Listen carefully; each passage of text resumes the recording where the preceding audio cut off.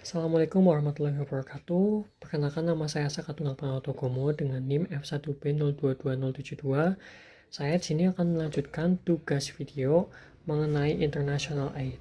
Dan ini adalah hasil dari analisis esai saya yang akan sebentar lagi saya sampaikan.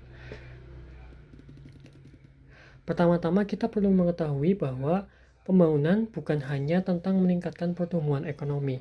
Menurut Tanda dan Smith pada tahun 2020, pembangunan merupakan proses multidimensional yang bertujuan untuk meningkatkan kualitas hidup masyarakat melalui pertumbuhan ekonomi, pengurangan kemiskinan ekstrim, pemerataan kesempatan, serta penguatan sumber daya manusia dan kelembagaan. Namun, kenyataannya banyak di negara berkembang menghadapi berbagai kendala seperti keterbatasan modal, rendahnya kapasitas fiskal, lemahnya institusi pemerintahan, hingga keterbatasan teknologi. Oleh karena itu muncullah International Aid yang salah satu instrumen kerja sama internasional untuk membantu mempercepat proses pembangunan. International Aid mulai berkembang pesat pada berakhirnya Perang Dunia II. Salah satu contohnya adalah Marshall Plan. Kemudian ada lembaga internasional juga seperti IMF dan World Bank.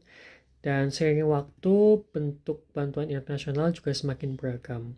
Bantuan tidak hanya berupa hibah atau pinjaman lunak, tetapi juga bantuan teknis melalui pelatihan dan transfer teknologi. Serta juga terdapat bantuan kemanusiaan ketika terjadi bencana alam atau konflik.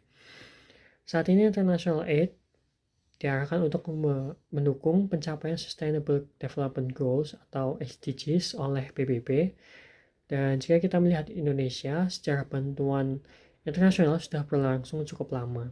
Pada masa Orde Baru, Indonesia menerima bantuan melalui Intergovernmental Group on Indonesia yang juga kemudian digantikan oleh Consultative Group of Indonesia.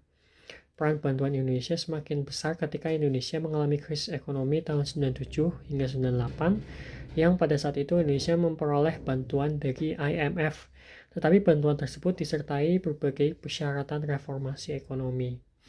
Selain bantuan internasional, selain bantuan internasional juga memiliki peran penting dalam rehabilitasi pasca tsunami Aceh tahun 2004 serta pembangunan infrastruktur, peningkatan pendidikan, kesehatan, hingga penanganan pandemi COVID-19. Saat ini Indonesia tidak lagi hanya menjadi penerima saja, tetapi juga menjadi mitra pembangunan melalui kerjasama selatan-selatan dan triangular, di mana Indonesia turut membagi